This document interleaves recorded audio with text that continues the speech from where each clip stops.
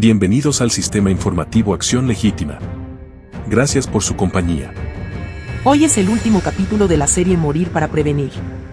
Esperamos que la información presentada les sirva especialmente a los defensores de derechos humanos para las difíciles decisiones que deben tomar a corto plazo en razón a las precarias condiciones para el ejercicio de tan importante labor. En esta entrega, recordaremos algunos de los elementos más importantes tratados durante la serie, las intervenciones de los principales protagonistas, así como algunas conclusiones que a manera de aporte pretendemos llegar. La situación de riesgo tanto de comunidades, como defensores y firmantes del acuerdo de paz no se agota con lo dicho hasta aquí. Seguiremos actualizando información relacionada. Recuerden, la vida es primero, por tanto, no podemos por la razón que sea, invisibilizar la crisis en materia humanitaria.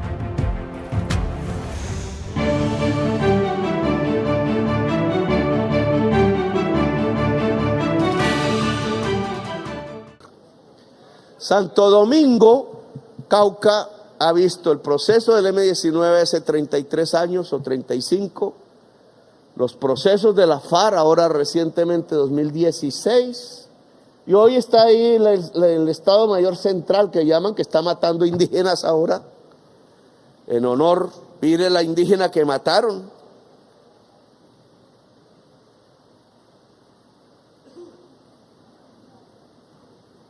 A ver si la encuentro ahora. ¿Quién es la indígena que mataron estos? Desarmada y vieja ella, sabia, a ella le dicen las mayoras.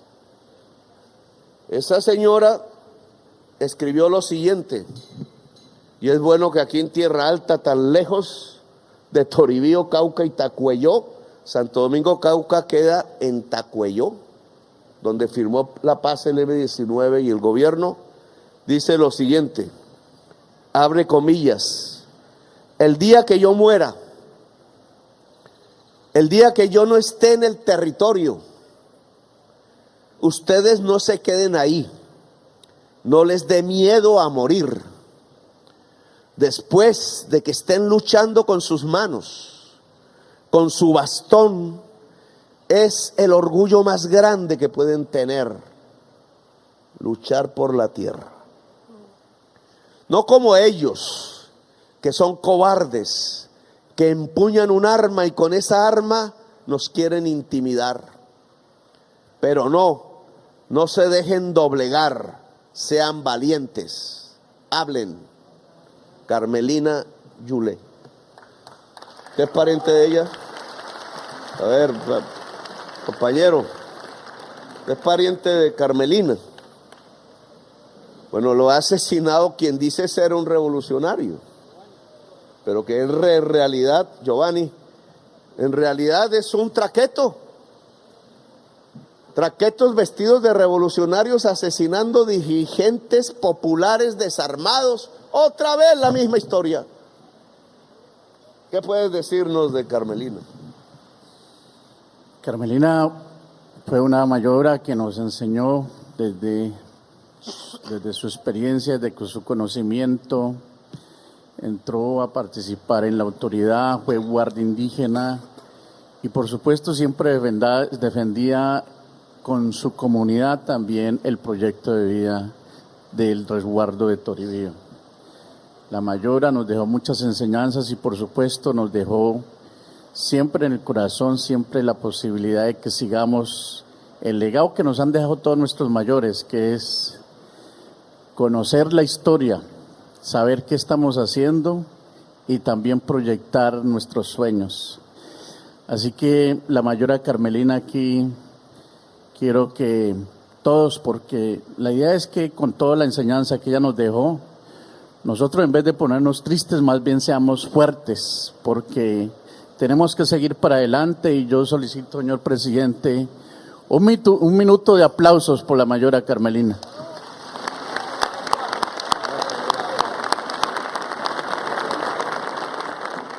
Gracias a ti.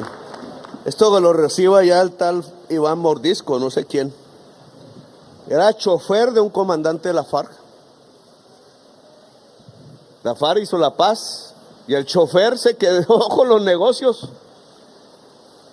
Y entonces ahora está matando dirigentes campesinos Ahora está asesinando al pueblo y habla de revolución. ¿Qué revolución ni qué carajos? Diga la verdad.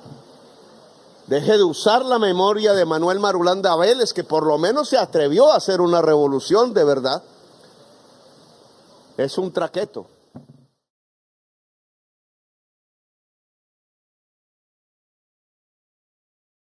Para el sistema informativo Acción Legítima, la expansión de la guerra y la progresiva afectación de la población civil han sido determinantes para la emergencia de un movimiento ciudadano comprometido con la paz. En materia de recaudo electoral, la solución política del conflicto fue decisiva en la pasada campaña de elección presidencial. La configuración de un gobierno pro negociación política con la insurgencia y desmantelamiento de grupos paramilitares, que al menos lograra acuerdos humanitarios sostenidos con las partes, se convirtió en una gran esperanza para aliviar el sufrimiento de la población civil. Ellos creen que siempre han combatido con bandas de apartamenteros, con bandas de mafiosos que no tienen una estructura política. Entonces ellos han creído eso, han creído que con la muerte de un comandante entonces ya esa guerrilla se vertebra, se acaba, se fue, cada uno coge para su casa, como los apartamenteros, como los mafiosos, como los albacrín que llaman ellos. Y listo, se fueron. No, la FARC no ha sido así, la FARC no es así. Es que la FARC tiene unas bases sólidas y tiene una estructura de mando muy sólida.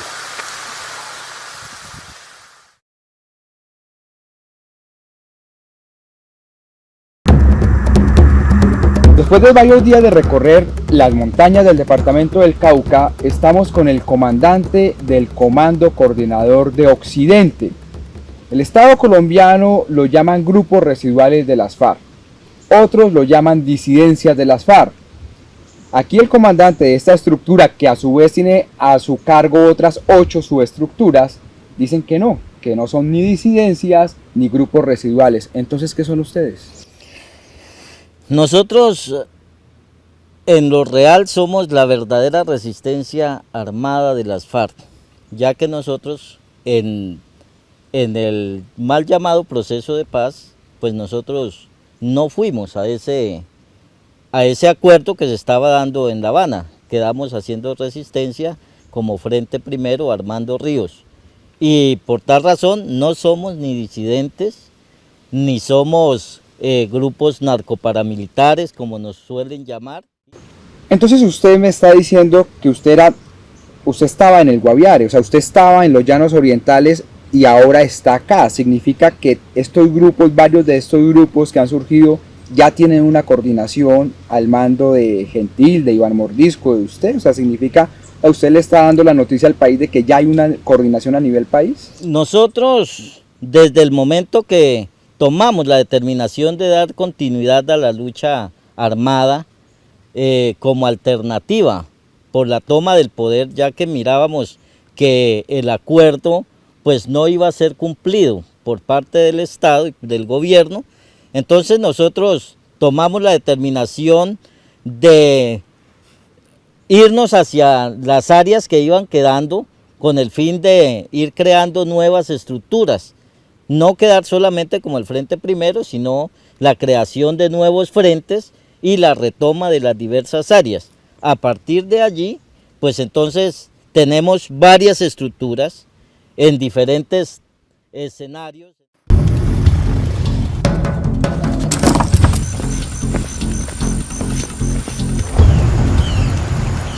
Mi nombre es Giovanni Entre Rojas, alias Araña, y hago parte de la Dirección General de Comandos de Frontera.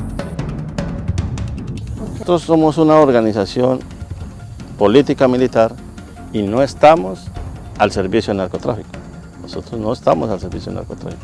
Nosotros luchamos por la convivencia de las comunidades, ayudamos a las comunidades, pero no estamos al servicio del narcotráfico. La primera es que efectivamente, te voy a hacer una pequeña corrección, no somos un grupo nuevo, somos las FARC, que viene desde su creación en 1964 y que efectivamente aquí no se ha cambiado ni una coma ni una tilde de las determinaciones que la organización ha tomado históricamente. Que nos separamos efectivamente de lo que se llama el acuerdo, porque no compartimos muchas de las determinaciones que el secretariado en cabeza de Timo León había determinado a espaldas de la organización y de las bases, y que para nosotros fue y sigue siendo una traición al proceso revolucionario. Cada día que pasa, tanto guerrilleros como paramilitares son caracterizados por el gobierno colombiano como organizaciones multicrimen que hoy tienen como pretensión principal la codicia. Ya no se habla de conflicto armado. Se habla de la expansión y consolidación de los grupos armados como consecuencia de la economía del narcotráfico que alteran el campo y la ciudad. En cada discurso, tácitamente se reivindica la terminación del conflicto armado con la firma del acuerdo de 2016 con el extinto secretariado de las FARC. Deliberadamente, desaparecieron de los discursos oficiales las explicaciones históricas, políticas, económicas y sociales que dieron origen al conflicto, salvo cuando el primer mandatario se refiere al M-19. En la discursiva presidencial, los acuerdos de paz con el EPL, la Corriente de Renovación Socialista, el Quintín Lamé, el Partido Revolucionario de los Trabajadores, más la movilización de grandes y poderosos sectores de la izquierda y el sindicalismo, han sido borrados como determinantes de la realización de la Constituyente de 1991. Todo este periodo, desde 2016, lo evidente es que el conflicto armado ha tenido transformaciones. Y estas transformaciones surgen en un contexto que es común en la historia, la inequidad, la pobreza y el abandono. La legítima defensa como causa o pretexto aún se esgrime, tanto por el establecimiento como por la insurgencia y la contrainsurgencia. Sin embargo, adquiere otros matices en los que el Estado aún se presenta como víctima. Hasta el carácter contrainsurgente de los paramilitares ha quedado en un segundo plano, omitiendo su naturaleza y su carácter, que se inspira en combatir al supuesto enemigo interno. Aunado a lo anterior, el gobierno se embarcó en una intensa campaña electoral pro 2026 que tiene paradójicamente, como punto de partida una notable inactividad política del gobierno por aclimatar un ambiente de reconciliación y de paz, de seguridad jurídica y económica. Cada día surge una nueva propuesta, un nuevo escándalo, una nueva excusa para agudizar y potenciar lo que algunos llaman la radicalización ideológica.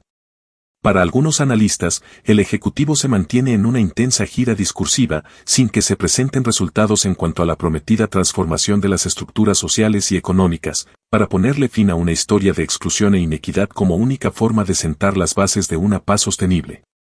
Las únicas medidas verificables son la reforma tributaria y el alza de la gasolina bien recibidas por el Fondo Monetario Internacional, como medidas liberadoras del presupuesto nacional para el pago de la deuda.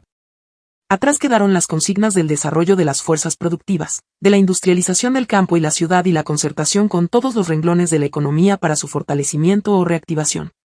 Hoy solo quedan los anuncios de subsidios y la estatización de servicios sociales que redimirán a las poblaciones vulnerables, sin decir con claridad cómo, cuándo y de qué forma saldrán de la pobreza. Segundo, la política de garantías, venimos avanzando en ello. Doctora Jael, necesitamos una enorme ayuda, además del proyecto de ley.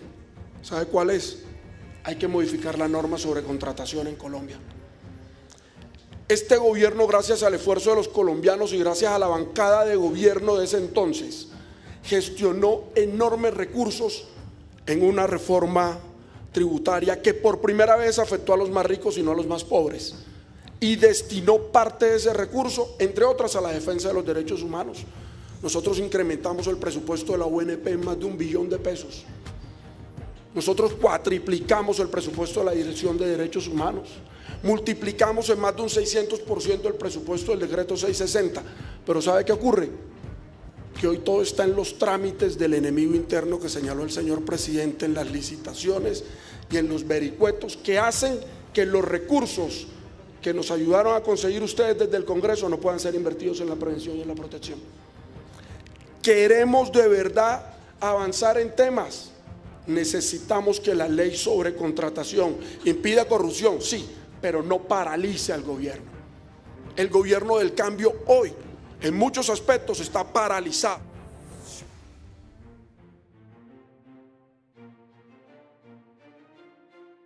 Corresponde llevar a cabo determinadas acciones, etcétera. Necesitamos ayuda del Congreso para eso, porque de lo contrario, las expectativas del gobierno del cambio de tomar toda esa cantidad de recursos que antes iban en corrupción y en pago de burocracia y destinarla directamente hacia las acciones que sirven a la sociedad civil, quedan navegando en los vericuetos normativos, administrativos, supuestamente para prevenir la corrupción. Dicho lo anterior, pareciera que la principal amenaza para los defensores, para su protección, es la ley de contratación. A este aplazamiento se suma la amenaza del presidente con ir al Consejo de Seguridad de las Naciones Unidas a denunciar el incumplimiento del acuerdo de paz firmado con el extinto secretariado de las FARC. La obligación inmediata de preservar la vida de defensores y firmantes quedaría sujeta a los resultados en la solución de las dos problemáticas esgrimidas que muy probablemente tendrán un resultado a largo plazo. Para el Sistema Informativo de Acción Legítima, el Gobierno de la República de Colombia tiene a su alcance la Constitución, la ley y los recursos para responderle a defensores y firmantes de paz. Además de lo anterior, el gobierno debe avanzar en el fin de la confrontación armada. Las medidas que se adopten para avanzar en la solución política que ponga fin a la confrontación es un elemento clave para avanzar en la reducción de algunas de las otras expresiones violentas. Toda violencia tiene una dimensión política, pues expresa un rechazo o desconocimiento del Estado como espacio para la regulación de los conflictos. De allí que, aunque no se pueda afirmar que existen relaciones de causalidad entre la violencia política y las otras formas, ellas se refuerzan mutuamente al debilitar la capacidad reguladora del Estado y propiciar comportamientos individuales y colectivos al margen de la normatividad. A la vez, la débil presencia del Estado y la inoperancia de la justicia alimentan estas expresiones violentas. De manera concluyente, mientras el gobierno de Colombia ignore la violencia política como el contexto en el que se reproducen las otras formas de violencia, difícilmente podrá dialógicamente neutralizar a los grupos armados ilegales, quedándole la vía militar. Nos preguntamos: ¿está el gobierno en capacidad de renunciar a la solución política? El gobierno y sus fuerzas militares están preparados no solo para enfrentar a las agrupaciones armadas y garantizar la vida en el territorio. Por favor. Muchísimas gracias, presidente. Buenas tardes nuevamente. Voy a referirme entonces a las 4 preguntas que me hace la honorable sección de la Jurisdicción Especial para la Paz. En primer lugar, resumo la primera: muchas alertas, poca respuesta. Y no faltan la razón. El sistema de alertas y respuesta a los escenarios de riesgo es aquel que se crea en el decreto 2124 del 2017. Y hoy el sistema cojea, es la verdad, porque hoy contamos con un sistema que a lo largo del tiempo ha venido funcionando muy bien en la advertencia, pero funciona de manera precaria en la respuesta. Y cuando se tiene ese desnivel en los dos componentes que conforman el sistema, pues es difícil poder funcionar de manera adecuada o como se pensó en su momento cuando se propuso que esta fuera la herramienta que siguiera y que le hiciera monitoreo a los escenarios de riesgo.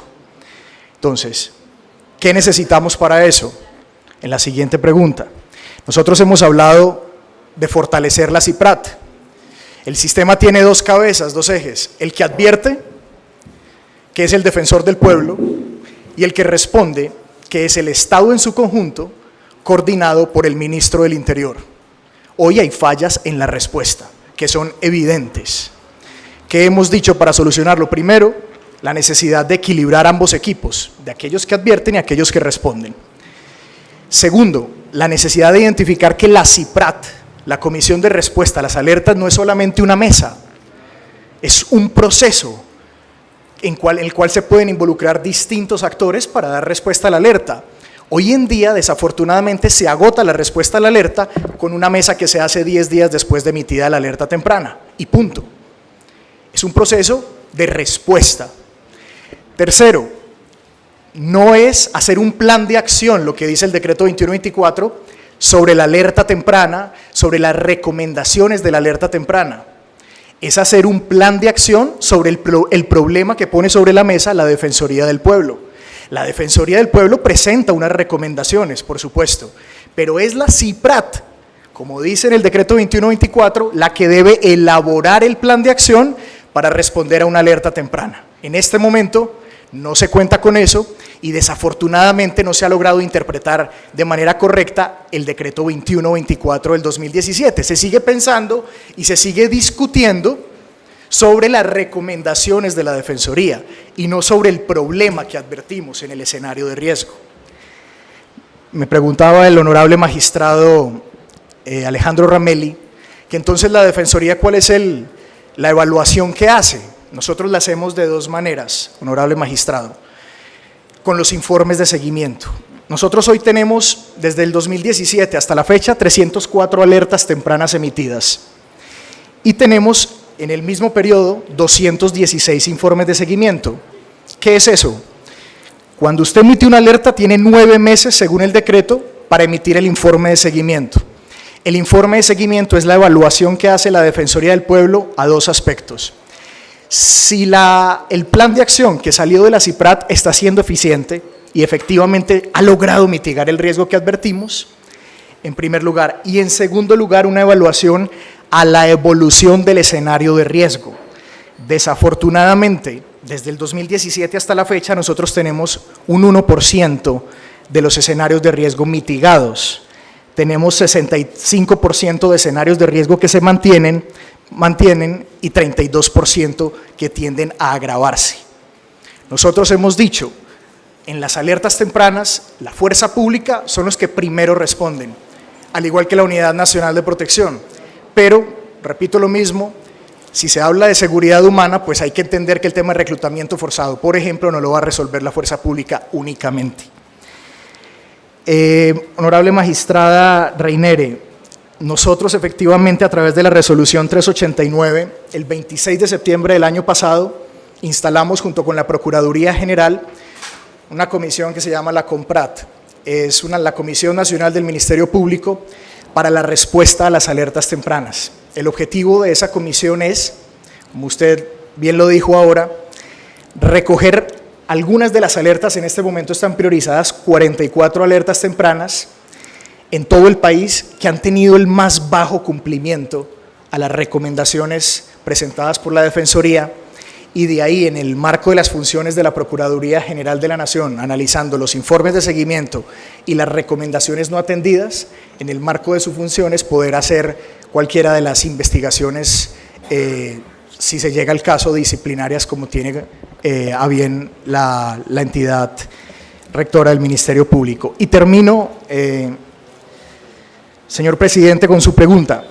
Nosotros tal vez hemos sido de las entidades que primero advertimos el control territorial y social en el país, y no lo hicimos propiamente con unos indicadores, pero sí con unas categorías de análisis.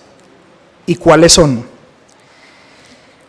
La forma en que se relacionan los grupos armados organizados con las comunidades, el tipo de coacción de existir que se ejerce en los territorios rural y urbano, los manuales de comportamiento, de convivencia, de conducta, grupos interfiriendo en decisiones propias de líderes sociales, de líderes comunitarios, de líderes comunales.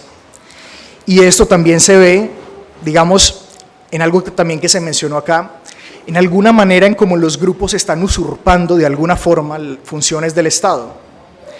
¿Cómo se da esto? Extorsiones, pero no solamente con fines económicos, sino también con el ánimo de demostrar efectivamente que hay un control en la zona, bien sea rural, bien sea urbana. Tan es así que a veces se tiende a mencionar como una especie de tributación al grupo armado organizado. Administrar justicia es otra de las maneras, regulando la vida económica de las comunidades. En esa zona se siembra lo que diga el grupo armado, y si no, hay problemas con el grupo armado. Relacionamiento permitido a los líderes sociales con entidades del gobierno, con entidades del Estado, con esos espacios que se han creado. Prohibición de denuncias, también hemos recogido en los documentos de advertencia. Manifestaciones de control social, y algo que hemos denominado gobernanza criminal en lo ambiental, porque ahora también, y es una alerta temprana muy reciente, tiene que ver también con volver lo ambiental, inclusive con bonos de carbono y etcétera, otra fuente de financiación ilegal de los grupos armados organizados. Finalmente, conforme a la crítica situación de los defensores y firmantes, es evidente que la política pública de prevención tiene vacíos. En primer lugar, porque en la reforma de 2017, propiciada por la implementación de los acuerdos firmados por el gobierno y las extintas FARC, La Defensoría del Pueblo enfatizó en recuperar la atribución de decretar alertas tempranas, sin considerar la experiencia vivida desde el 2002, perdiendo de vista la pretensión del Ejecutivo representado en el Ministerio del Interior, que a toda costa propugnó por cambiar a los primeros respondientes. Desde 2002 hasta el 2017, la política pública estableció al presidente, ministros y directores de departamento como primeros respondientes en materia de prevención. A partir del 2017 el decreto 2124 y la legislación relacionada, establecieron como primeros respondientes a alcaldes y gobernadores, sin que para el cumplimiento de la misión recibieran robustas apropiaciones presupuestales y sin que pudieran decidir sobre la presencia de la fuerza pública y la actividad de organismos del orden nacional, como la Unidad Nacional de Protección. En el proceso de reforma, el Ministerio del Interior abrió una oficina llamada CIPRAT, una especie de servicio de mensajería, con limitadas funciones que a mucho cumple con informar y coordinar, actividades que en nada garantizan el cumplimiento de los deberes por parte de las autoridades con responsabilidades en el proceso de salvar vidas. Sugerimos a defensores y firmantes, que además de replantearse el diseño legislativo descrito, es necesario crear obligaciones expresas al Ministerio Público con respecto a la renuencia de servidores públicos con tareas de prevención, incluidos la fuerza pública. De igual forma, se promuevan desde el Ministerio Público las acciones penales y disciplinarias que por acción u omisión servidores públicos hayan causado. No basta enunciar la alerta. Hay que actuar para neutralizar los factores que la originan, así como el diseño de una estructura económica institucional robusta que permita atender las emergencias de manera inmediata. Agradecemos su compañía. No olvide dejar su comentario. Si lo prefiere, escríbanos al correo electrónico accionlegitima@gmail.com. Finalmente, los invitamos a compartir este video, dejar su me gusta. Hasta luego. Gracias por escucharnos.